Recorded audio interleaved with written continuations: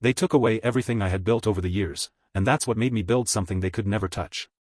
It was 11:48 p.m. when my phone lit up the darkness like a flare. I wasn't asleep. I almost never slept in that house. Not really. At best, I drifted with my jaw clenched, waiting for some new demand to land on my shoulders. I reached for the phone on the nightstand and squinted against the harsh light. Bank alert. Transfer complete. $75,000 sent to Ret Bali Event Fund. I just stared. For a moment I genuinely thought I was misreading, that my brain was swapping numbers out of sheer exhaustion. The notification didn't change. 75,000. Gone. That wasn't just money. That was 5 years of overtime. 5 years of skipped weekends, takeout instead of eating out, patched shoes, and a car whose heater only worked when it felt like it. It was my graduate tuition for architecture. It was my exit plan. It was the one thing that was mine. And they'd moved it with a tap, like dragging a file from one folder to another. No call. No text. No, hey, son, can we talk about this? Just transfer complete. I sat up slowly on the edge of the bed. The tiny rental room was so quiet I could hear the fridge hum in the kitchen. Somewhere across the water, on Mercer Island, my parents were probably sleeping soundly under imported linen, dreaming of sunsets over an infinity pool. Dreaming about the beach ceremony Rhett deserved.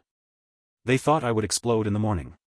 They thought I would shout, maybe slam a door, and then they'd do what they always did, smooth the edges, gaslight the outrage, pat me on the shoulder and remind me how blessed we all were. Instead, something colder slid into place inside my chest. Not panic. Not even rage. Just finality. A line being drawn. I stared at the glow of my screen and whispered into the empty room. This is the moment I stop being your insurance policy. Morning in Seattle looked like a bruise. Low clouds pressed down on the skyline, and a thin, cold rain polished the streets until every oil stain gleamed. I sat in my old sedan in front of my parents' glass palace, both hands locked on the steering wheel so tightly my fingers ached. Engine off. No music. Just the faint thrum of rain on metal. The house looked like it had been dropped there from a design magazine, sharp angles, steel beams, and so much glass it felt like it didn't believe in privacy. People jogged by and actually slowed down to stare at it, like it was a landmark. I knew every inch. Heated marble floors. An Italian kitchen my dad, Leroy, didn't cook in. Art that cost more than my car but didn't mean anything to anyone who lived there. They loved this building. Worshipped it, almost. And last night, they'd gutted my savings to keep that life polished and my brother's fantasy intact. Perfect. I didn't bring a bag. Didn't bring a jacket. I stepped out into the drizzle and walked up the stone path in my damp sneakers. The brass key felt heavier than usual in my palm. The lock turned easily. Of course it did. That was my role, they never imagined I'd actually use the key for anything but showing up when summoned. The smell hit me first. Fresh coffee. Cut lilies in a vase that probably had a designer name. That weird, clean hotel smell that somehow always meant expensive. My dad, Leroy, was already in the living room. 3 open suitcases lay on the floor, the hard-shell kind in some pale champagne color that screamed airport VIP. He was rolling up a linen shirt with slow, careful hands. "Oh, Callum," he said without looking up. "You're early. Came to see us off? We head to the airport in 4 hours." My other parent, my mom, Marla, sat at the dining table scrolling through the news on a tablet, wrapped in a cashmere sweater like an ad for retirement luxury. Calm.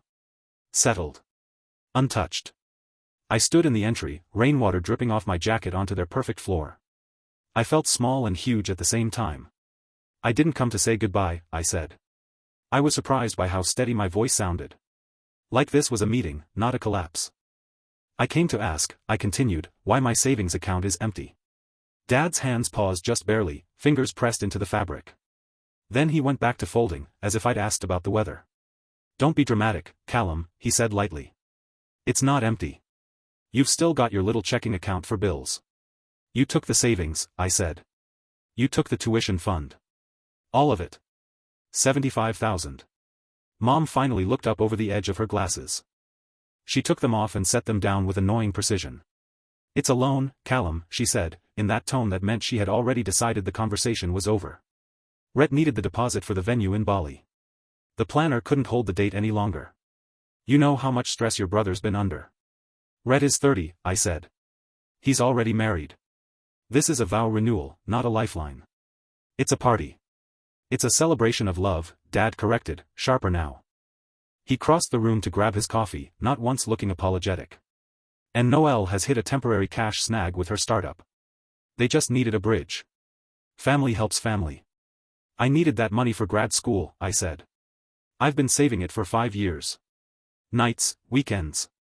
I've been driving a car with a dead heater for 3 winters for that money. Dad rubbed his temple like I was giving him a headache. You're young, he said. You're smart. You're a talented designer, well, drafter, for now. You can make it back. In 6 months, maybe a year. It took me 5 years, I repeated. If you work hard, he said, flicking his hand like he was swatting away a fly, you stop counting pennies and start thinking big picture. Rhett needs it now. It's timing, that's all. He leaned back in his chair. We raised you to be capable. Rhett, he's always been more sensitive. He needs support. There it was. The family script. Rhett, the fragile golden child. Me, the sturdy one. The dependable one. The one you can load with responsibility and guilt and, apparently, interest-free financing. Did you even think about asking me? I asked quietly. Before you moved the money? We have access to the account, Dad said, his voice cooling. We put your name on it when you were 16 so we could help you manage it. It's a family account. It's my money, I said. I earned every cent.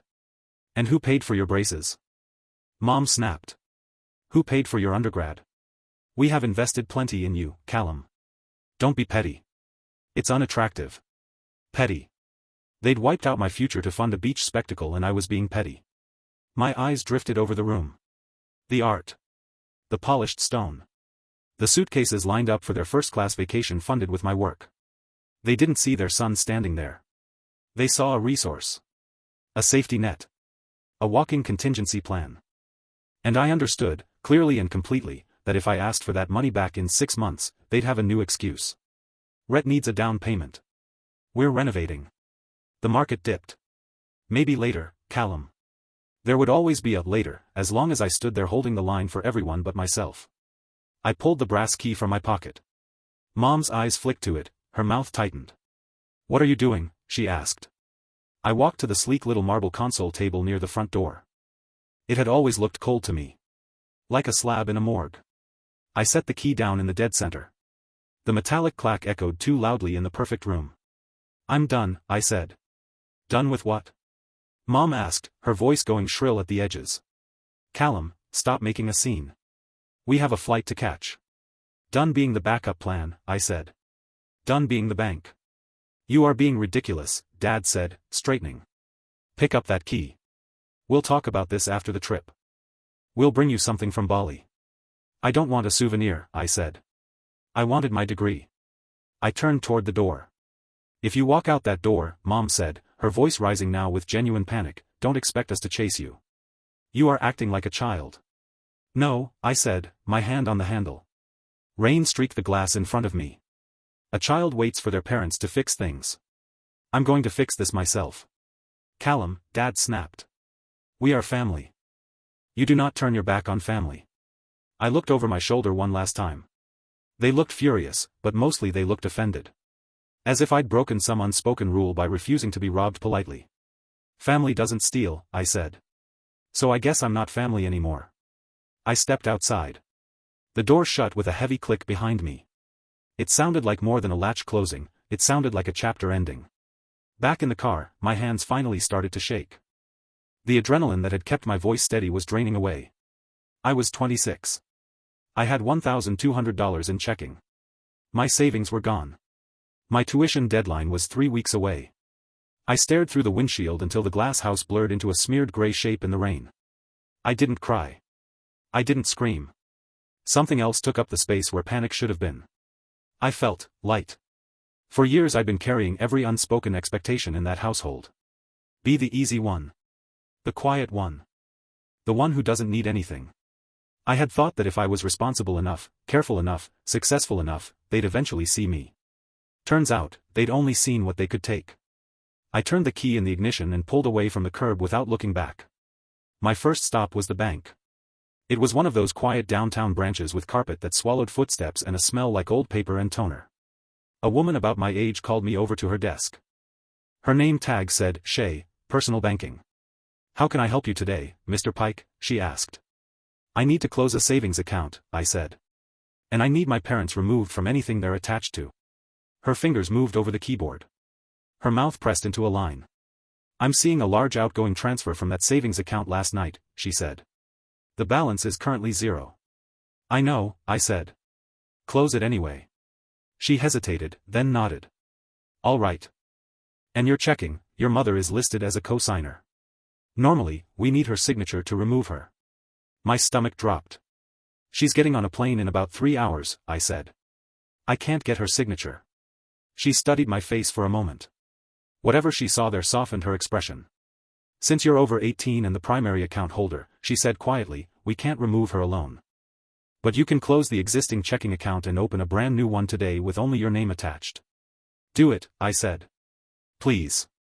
45 minutes later, I walked out with a new account number, a bland gray debit card, and a small balance that now felt like an anchor instead of a leash.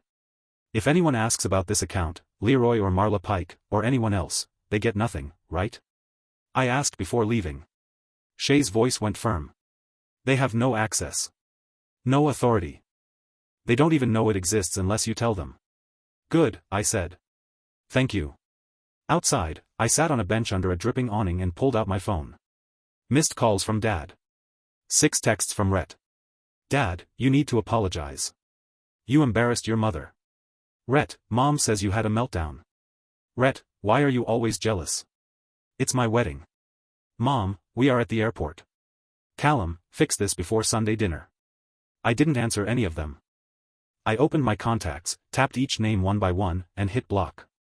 Dad. Mom. Rhett. Noel. The silence afterward was almost physical, pushing against my ears. For the first time in my life, my phone wasn't a remote control in their hands. It was mine. I went back to my tiny studio in Capitol Hill. I stood in the doorway and looked around the single room. Rent I couldn't afford anymore. Walls I didn't feel safe inside anymore. A life that had been built on the assumption that in 3 weeks I'd be in grad school, not, starting from zero. Over the next 3 days, I moved like someone packing up after a fire. I listed my furniture online. The gray couch went to a college kid for $200 cash. The little dining table vanished for $50. I took the nicer clothes Dad and Mom had bought me, the ones that never felt like mine, all sharp lines and status labels, to a consignment shop and walked out with $400 in crumpled bills. I broke my lease. The landlord frowned, started to argue, then stopped when he saw my face. Family stuff, I said. It wasn't a lie. Just not the kind he was thinking of. In the end, everything that mattered fit into my car, my drafting table, my laptop, 2 boxes of books, a suitcase of clothes, my coffee maker, and not much else. I pointed the car south. I didn't tell anyone where I was going. I didn't know, exactly. I just knew I couldn't stay in their city, under their name, in their shadow. Seattle belonged to them, donor plaques, gala photos, yacht club memberships. I needed anonymity. Portland was 3 hours away and felt like a blank page. I found a listing on a questionable website for live/work containers. I called the number. A man named Vern told me to meet him at 8 p.m., behind a mechanic's shop. It's not the Ritz, Vern said as he rolled up the heavy metal door with a screech. It was, in fact, a shipping container. Red and rusted on the outside. Bare gray metal inside. Someone had hacked a window into one wall and bolted bars over it. A sink, a mini fridge, and a 2-burner hot plate leaned together like they were conspiring to fail. A shower head stuck straight out of a wall in a concrete nook that was apparently the bathroom. It was cold. It echoed. It smelled faintly like oil and dust. How much? I asked. $600. Utilities included, Vern said. The heater's loud, though. I'll take it, I said. I gave him cash for the first month. He handed me a padlock key. That night, I inflated an air mattress in the center of the container and tossed my blanket on top. The heater rattled and groaned like it was coughing up its last days, but at least the air got marginally warmer. Through the barred window, a single street lamp cast long stripes of light across the corrugated walls. I heated a can of soup on the hot plate. Burned my tongue on the first spoonful. Logged into my email. Tuition payment overdue.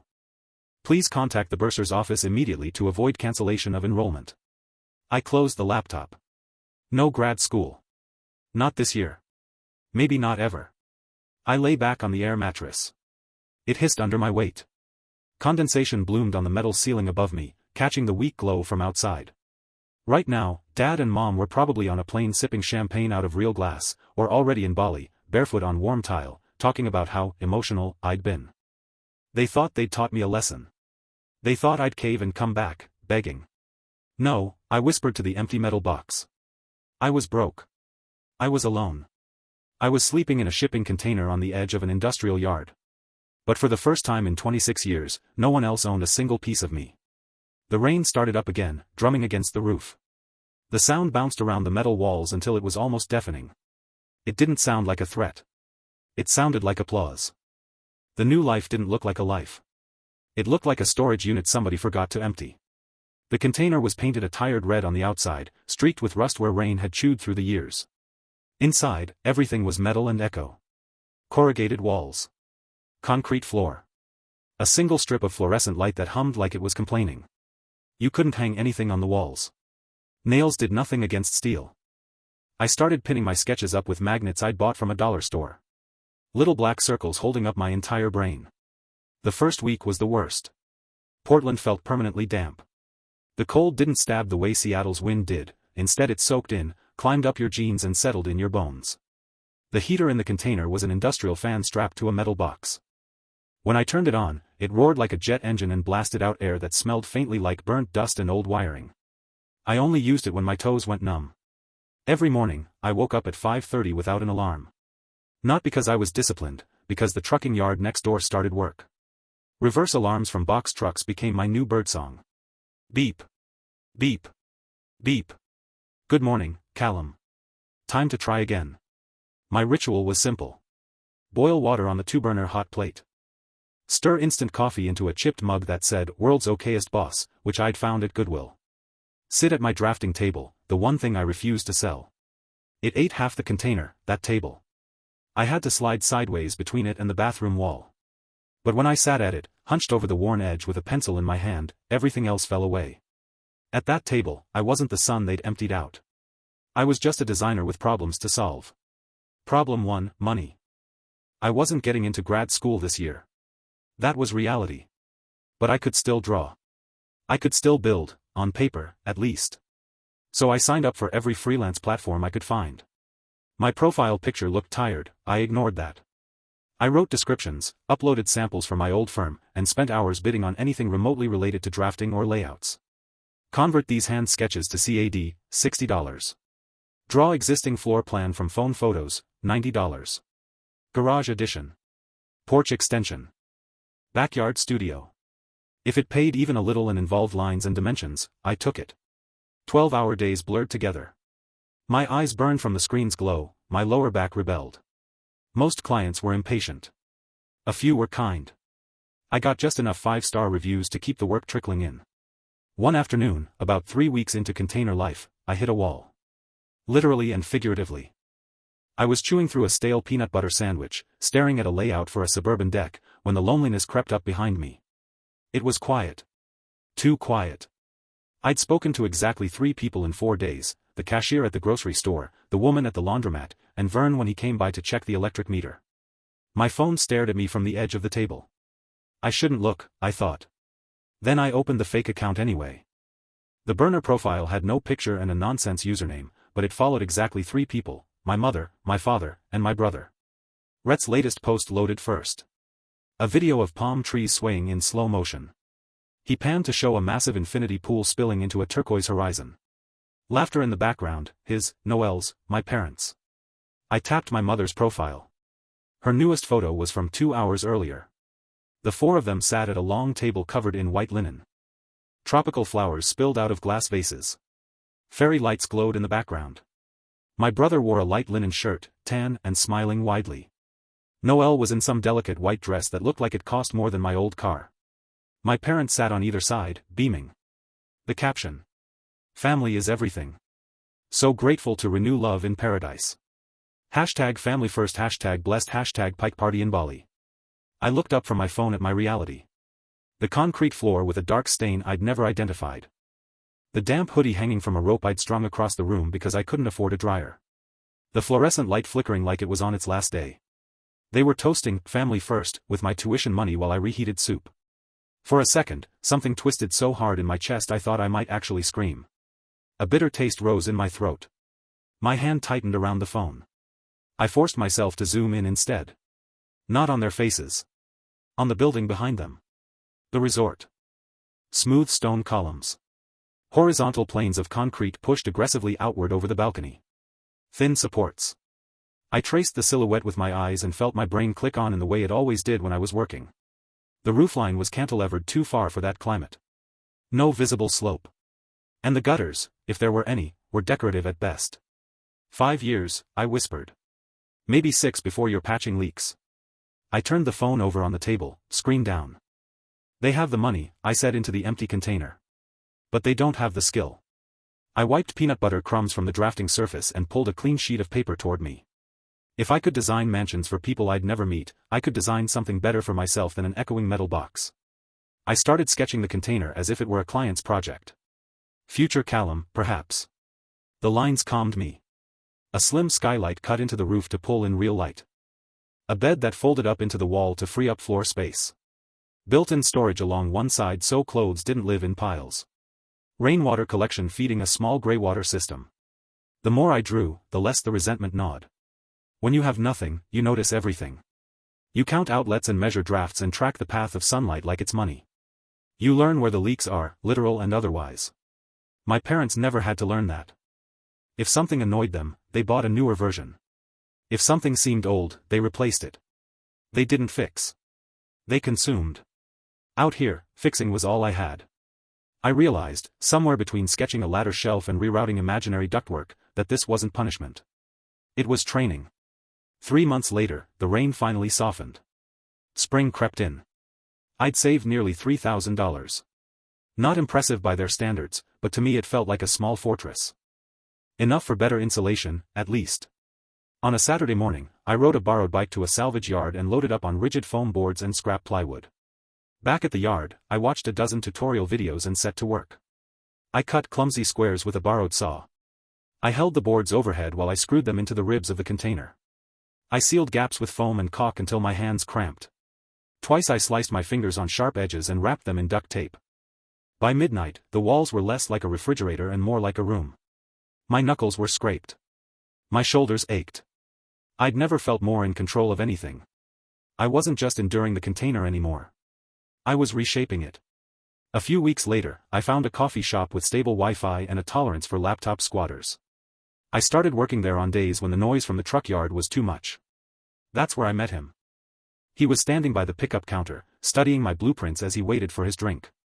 Mid-40s, worn denim jacket, paint along the cuffs like he'd forgotten it was there. His name on the cup, Graham.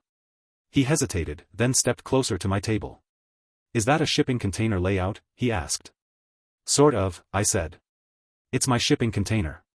He raised an eyebrow. You live in one? Live, work, rehearse existential crises in one, I said. Yeah. He smiled at that, a quick, genuine flash. I'm Graham, he said, offering a hand. I run a non-profit, Anchor House. We work with kids aging out of foster care. We've got land and no budget. You've got designs and, I'm guessing, no rich investors yet. That obvious? I asked. You're drinking the refill coffee, he said. And drawing at a cafe table. It's a type. He sat down without waiting for an invitation and told me about the lot near the river they'd been donated. The plan was to build transitional housing, small, safe units for 18 to 21-year-olds who'd been pushed out of foster care with nowhere to go. They had volunteers. They had will. They did not have an architect. We can't pay what a firm would charge, Graham said. But we can pay something. And we can put your name on every permit and press release. He saw me hesitate. Look, he said, lowering his voice. I slept in my car for 6 months when I was 19. I know what it's like to build from nothing. You're clearly good. Let's make something that matters. The word slipped out before I could stop it. Okay. We called the project The Roost, Graham's idea, a place for people to land without being expected to stay forever. We scavenged containers, cleaned them, cut new openings. I turned every mistake from my own living space into a guideline. No windows facing the prevailing wind. Insulation doubled under the floors. Flexible interiors so residents could move the furniture and feel like they weren't living in someone else's idea of temporary. I was there every day. Steel-toed boots, hard hat, tape measure hanging from my belt. I checked welds. I argued about ventilation. I learned enough basic wiring to be annoying to the electricians. Months blurred again, but this time they weren't empty. The containers stacked 2, 3 high, framing a central courtyard. Volunteers painted them bright colors, saffron, teal, deep blue. It stopped looking like a yard of discarded boxes and started looking like hope. We hit a snag with permits. The city was wary of alternative structures. After our electrical plan got rejected twice, I went down to the permit office myself. The inspector, a gray-haired man with coffee-stained fingers, barely glanced up when I dropped the rolled drawings onto his desk. "I've lived in one of these for half a year," I said. "I know where it sweats. I know where it burns. I know how it fails. This design doesn't fail." He peered over his glasses, really seeing me for the first time. "You're the architect of record?" he asked. "Yes," I said. "And the guinea pig?" He read more carefully this time. Checked the calcs, traced the egress paths. Finally, with a sigh, he lifted his stamp and pressed it down. "Approved," he said. "Don't make me regret this." I carried that stamped sheet back to the site like it was a trophy. I framed it later in a cheap black frame and stuck it to my container wall with 2 magnets. At the bottom, in neat print: Design Professional, Callum Pike. Some nights I fell asleep staring at those words. When the roost opened, the local news showed up. Cameras, microphones, the whole thing. Graham tried to shove me to the front for interviews. I tried to hide behind a stack of donated chairs. One of the reporters pulled me into the shot anyway. "This is the mind behind the design," she said. "Callum Pike," I said, feeling awkward in my mud-splattered boots. "I just wanted to prove you can build real homes out of what everyone else throws away." They aired a 2-minute segment. Someone posted it online. It started getting shared, mostly in small circles at first. Social workers. Architects. People who cared about weird, stubborn projects. Then a regional business blog picked it up. Then a sustainable design site. Then an investor forum. Suddenly my inbox wasn't empty anymore. Backyard office pods. Container cafes. Urban infill studios. I couldn't keep up alone. So I did what terrified me. I registered an LLC. Ironline Studio. Not glamorous. Not polished. But it was mine. I didn't rent an office. I converted the 2 containers next to mine. One became a shared workspace. The other became storage. My conference room was a folding table and 6 mismatched chairs from a thrift store. On a rainy Monday nearly a year after I'd walked out of the glass house, I was closing my laptop when a new email popped up. Subject line, RFP, Cascadia Green Hub, downtown Seattle. I almost deleted it, assuming it was spam. Then I saw the sender, Cascadia Impact Group, and the number in the attached document. Budget, $3. 5 million. The email was short. "We've seen your work on the Roost. We're looking to develop a net-zero, community-oriented office campus in Seattle. We're not interested in a conventional glass tower. We'd like to talk." My heart did something strange, half leap, half clench. Seattle. The city I'd fled. The city they still thought they owned. I read the email 5 times. The numbers didn't change. I typed out a reply with fingers that were suddenly not as steady as they used to be on steel beams. "Thank you for reaching out. I'd be happy to discuss your project. When are you available to meet?" I hit send. For a long minute, I just sat there listening to the rain on the roof of my stacked containers. They'd taken $75,000 from me like it was nothing. And now, out of a metal box on the edge of an industrial lot, I was being invited to design a campus with a budget almost 50 times that. I didn't know yet that my parents' world was already cracking.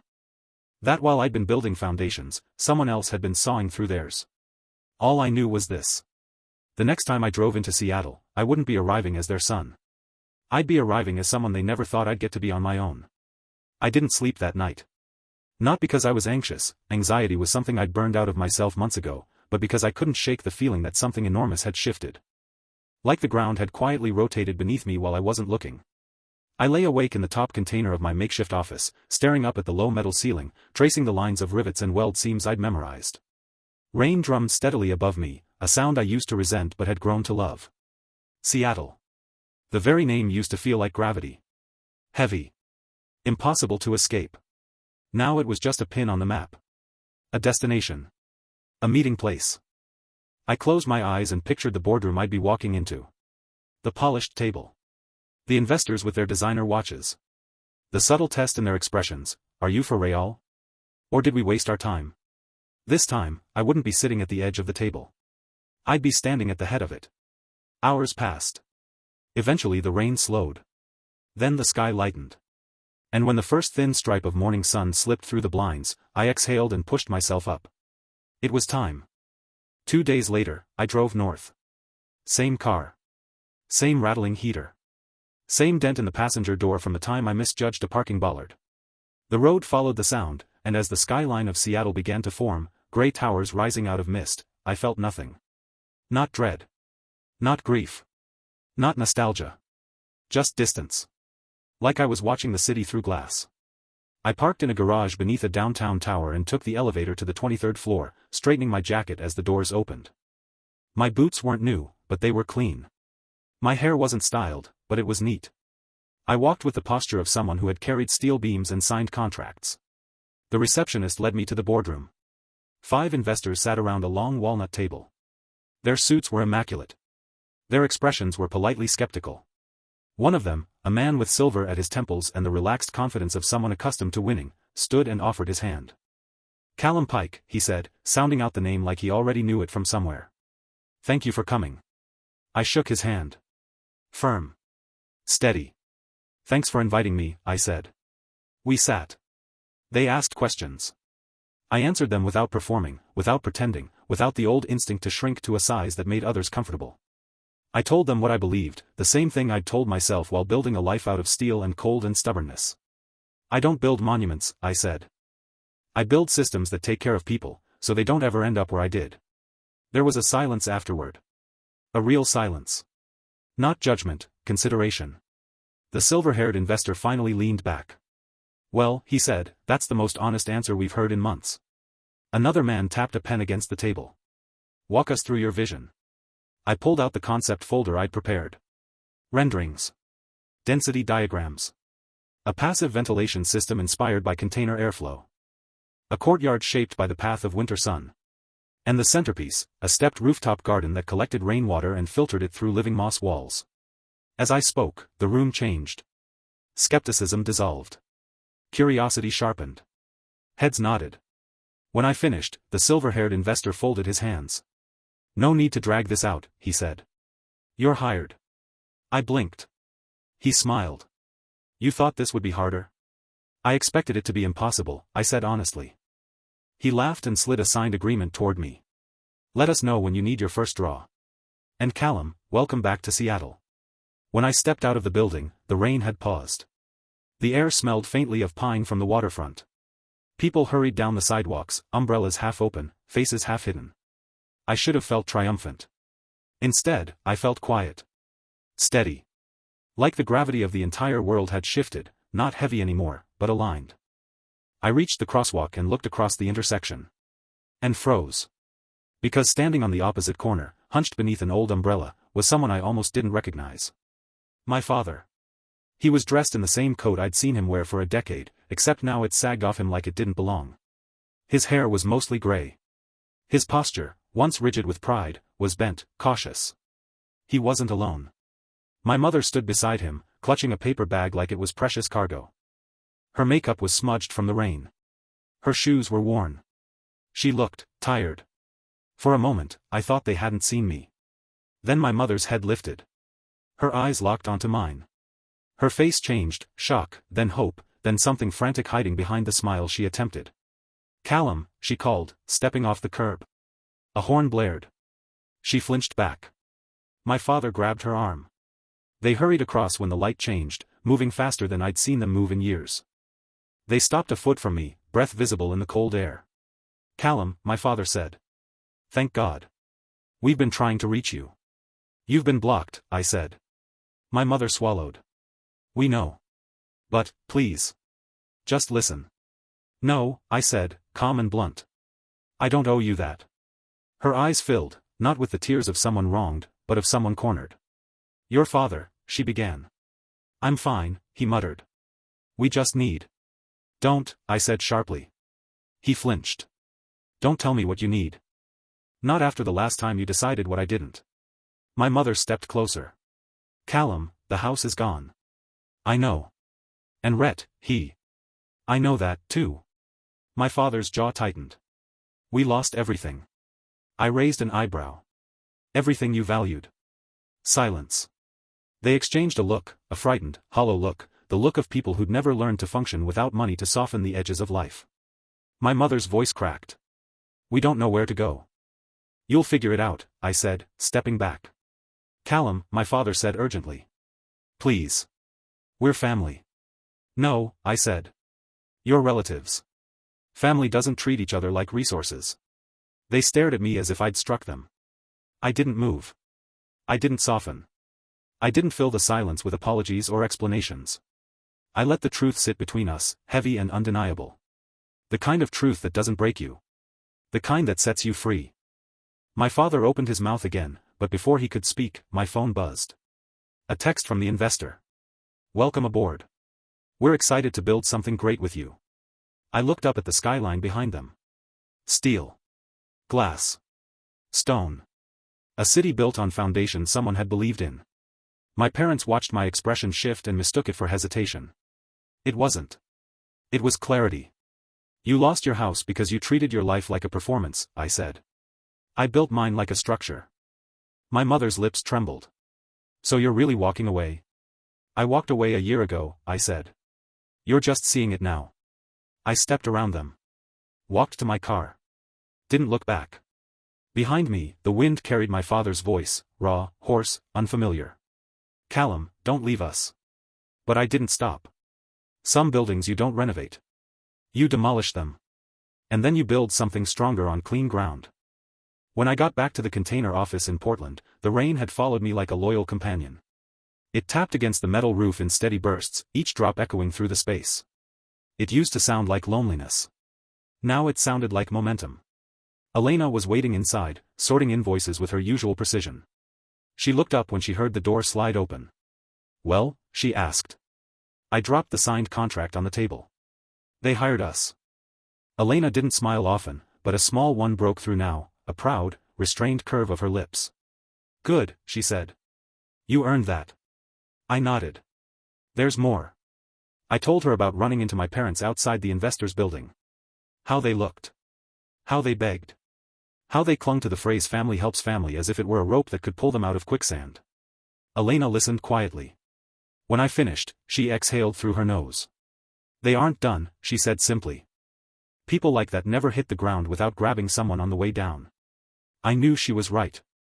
The collapse had only begun. The next 2 weeks were a blur of design sessions, meetings, and late nights spent adjusting energy models. The Eco Campus was the biggest project of my life. It required everything: creative endurance, technical expertise, negotiations, leadership. But I felt something new rising in me. A strength that wasn't loud or aggressive. A strength that was quiet. Grounded. Architectural. While my parents scrambled to make sense of their ruined finances, I was sketching structures that would outlast storms. Yet the past has a way of knocking on the door at the exact moment you think you've locked every entrance. For me, it came in the form of a voicemail. I saw the missed call first. Blocked number. I let it go to voicemail out of habit. Later that evening, while reviewing cladding options, I hit play without thinking. And froze. Callum, it's Rhett. His voice. I hadn't heard it in almost a year, not since he disappeared with the remnants of our family's fortune into his doomed crypto scheme. He sounded different. Smaller. Strangled. I know you blocked me. I know I don't have any right to ask for anything. But I'm in trouble, man. Real trouble. I sat still, the warm glow of the desk lamp falling across the blueprint spread in front of me. Rhett continued. I didn't just lose your parents' money. I lost a lot of investors' money. Some of them weren't exactly legit. They want repayment. They think I'm hiding funds. I'm not. I swear I'm not. A shaky breath. Callum, they're coming after me. I don't have anywhere to go. Mom and Dad can't help. You're the only one I have left. Please. Call me back. The voicemail ended. The room felt even colder than usual. The heater clicked on with a mechanical groan, shaking dust off the vents. I leaned back in my chair. For 26 years, I had been the fallback plan for my family. The responsible one. The quiet one. The one who didn't need anything because he took care of everything. And they drained me dry because of it. Rhett's voice, trembling, scared, was the sound of someone who had never once considered consequences.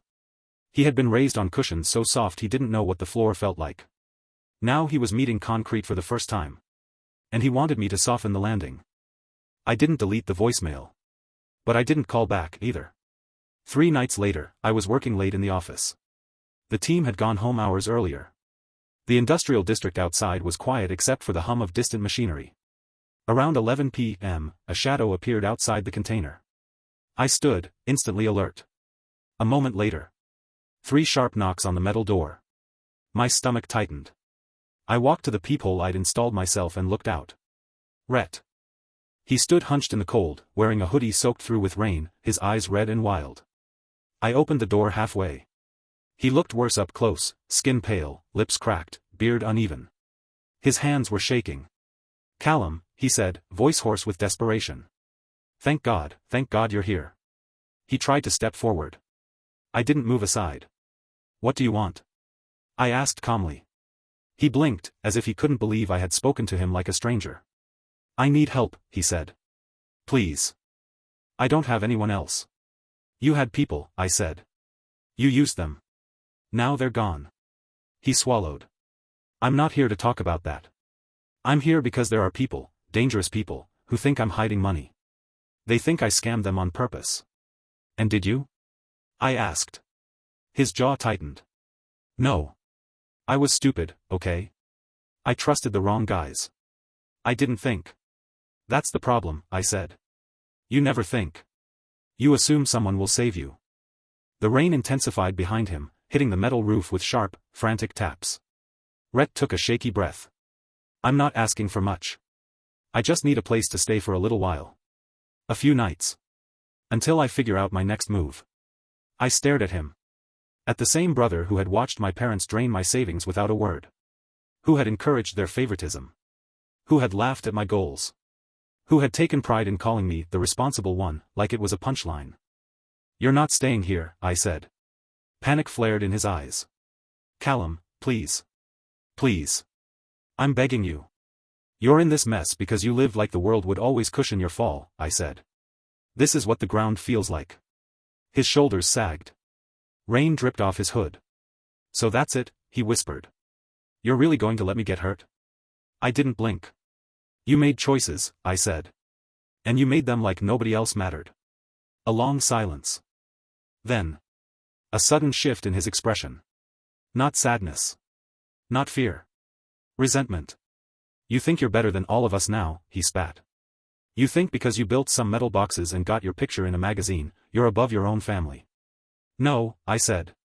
"I think I finally understand who my family actually is. And who they aren't." His eyes filled with anger and shame and something unsteady beneath it. He stepped back from the door. The rain swallowed him as he retreated. "Don't come crying to me when you fall," he said. "I built my foundation," I replied. "You gambled yours." I closed the door. Locked it. And for the first time since I was 16, I felt utterly, undeniably untouchable.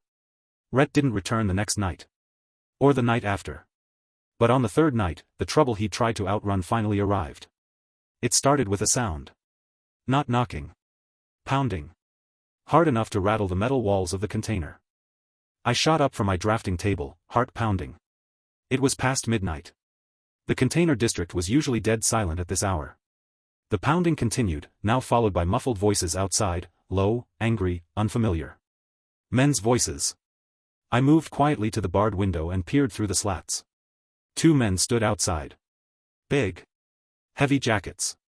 Tattoos creeping up their necks. One held a phone. The other was scanning the area like he expected someone to bolt. And then I heard it. The one with the phone said Rhett's full name. They were looking for him. My jaw tightened. I stepped away from the window and turned off the lights. The interior fell into darkness except for the faint glow of my laptop. The men circled the container once, banging on the metal. "Rhett. We know you're in there." My pulse thudded in my ears. 3 minutes later, a car engine revved, tires squealing as they sped down the gravel road. The silence afterward felt heavier than the noise. I stayed awake until dawn. That morning, I drove to the job site early. My head was buzzing, not with fear, but with the realization that Rhett's recklessness wasn't done spreading. He wasn't just broke. He was hunted. He wasn't just dangerous to himself. He was a liability to everyone he touched. Including me. When I arrived, Marcus was already there, walking the perimeter with a clipboard. He turned when he heard my footsteps. "You look like hell," he said gently. "Didn't sleep? Work? Family?" Marcus's jaw tightened. He knew enough of my past to understand what that meant. "You want to talk about it?" "No," I said. "But I need your help with something." I told him, briefly, without drama, that there were people looking for Rhett. Dangerous people. And that they were showing up near the container district. Marcus listened with his steady, grounded calm. "I'll alert the property owner," he said. "We'll add security cameras. Maybe even a night guard." "No," I shook my head. "I don't want anyone else dragged into this." Marcus studied my face. "You're not responsible for him." "I know," I said. "But knowing and feeling were two different things." He put a hand on my shoulder. "Callum, people who burn bridges need to learn to swim. You don't owe him a boat." I exhaled. "I know." But the knot in my stomach remained. 2 days later, the problem arrived again. But this time, it came from a different direction. My parents. It was late afternoon when my office manager, Tessa, poked her head into my container workspace. "You have visitors." The hesitation in her voice told me exactly who. I stepped outside. My parents were there, standing beside a borrowed compact car that looked painfully out of place next to the company trucks. They both looked exhausted and worn, dressed in clothes that no longer fit their old lives.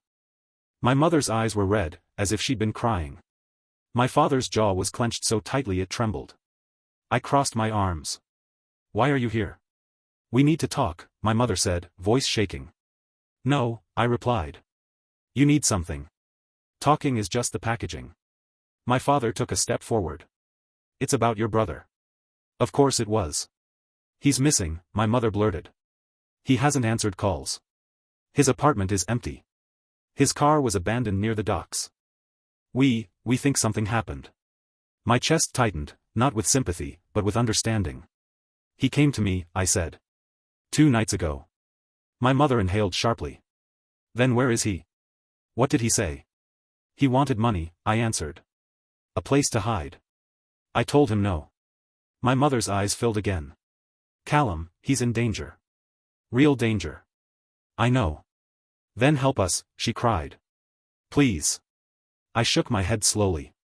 "I can't save him from people he owes money to. And I'm not putting my company, or my employees, in danger because Rhett played with fire." My father's face twisted in anger. "You heartless." "No," I cut him off sharply. "You don't get to do that. Not now. Not after everything." He opened his mouth, then closed it. My mother stepped forward cautiously. "We don't have anyone else," she whispered. "And whose fault is that?" I asked. Silence. They both looked at me, desperate and small, two people who had spent their whole lives on a pedestal now standing in the dirt. And for the first time, I didn't feel anger. I felt distance. They were simply people I used to know. "I hope he's safe," I said quietly. "I hope he figures it out. But I'm not your safety net. Not anymore." I turned to walk back inside. My mother's voice cracked behind me. "Callum, please. What do we do?" I paused. Without turning around, I said. "You rebuild. The hard way. The same way I did." Then I went inside and closed the door. That night, I didn't sleep. The container felt smaller somehow, not like a refuge, but like a cocoon that had served its purpose. I sat at my drafting table, staring at the half-completed elevation drawing of the eco-campus. And then I heard it. A soft knock. Not pounding. Not frantic. A single, hesitant knock. I stood slowly and walked to the door. When I opened it, Rhett was there. But he wasn't alone. He was bruised. Bleeding from a cut above his eyebrow. Shivering uncontrollably. And behind him, just barely visible under the streetlight, was someone watching from a parked car. Rhett stood in the doorway, shaking, soaked from the rain, his breath coming out in uneven clouds. The cut above his brow had dried into a dark smudge, and there was a bruise blooming along his jaw. But his eyes. His eyes were the same. Wild. Desperate. Searching for a way out that didn't exist. Callum, he whispered, voice rasped thin. I didn't know where else to go. I didn't step aside. You shouldn't be here. He flinched. They said they'd be back tonight, he said, rubbing his arms as if cold. I barely got away. I ran. I've been running all day. He took a shaky step forward. I need help. I didn't move. Behind him, the street lamp flickered, illuminating the sedan parked 20 yards away. The same one I'd seen earlier that week. A silhouette sat inside, unmoving. Watching. They followed you here, I said quietly. Rhett swallowed hard. Please. Just let me stay inside. Just until morning. Just until I figure something out. He leaned a hand against the metal frame, leaving a smear of dirt. Please, Cal, don't turn me away. Not you. There was a time those words would have snapped me in half. Not now. Rhett, I said slowly, I should have turned you away years ago. He flinched like I'd struck him, but I didn't stop. You stole from me. You lied to me. You broke things that never belonged to you. You left debts for other people to pay.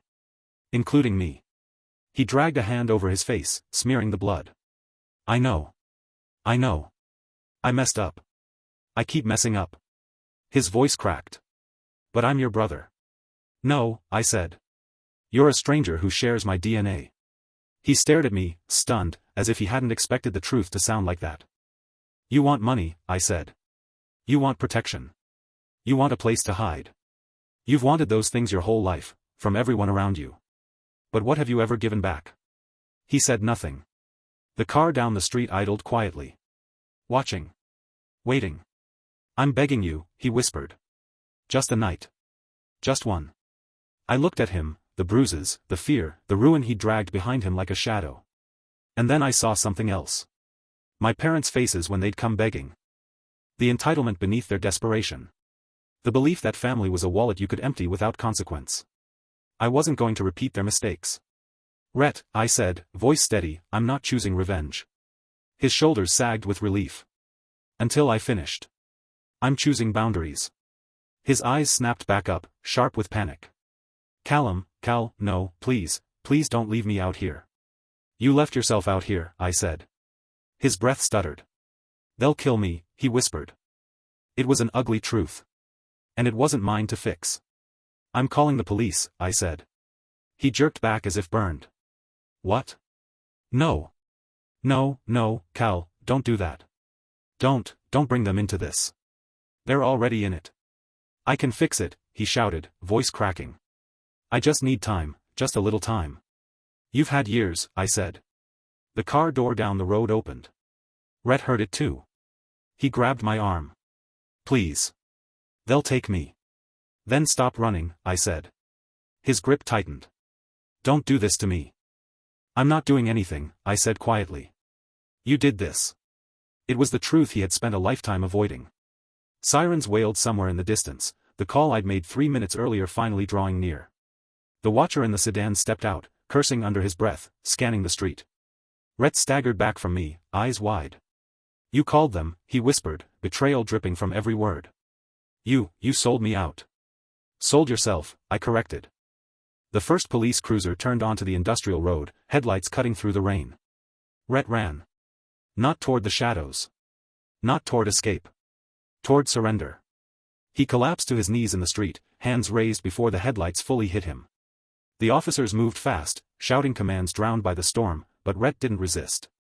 He just knelt there, shaking, finally too tired to keep pretending the world owed him one more chance. The man from the sedan watched, scowled, then climbed back into his car and sped off into the night. Within minutes, Rhett was in the back of a police vehicle. I stood in the doorway of my container, rain soaking into my clothes, breathing hard, not from fear, but from release. For the first time in my life, I had not saved him. And the sky didn't fall. The next morning, I drove to the eco-campus site before sunrise. The half-built structures stood tall in the fog, skeletal and silent, waiting for the world to wake. Marcus met me there, holding 2 coffees.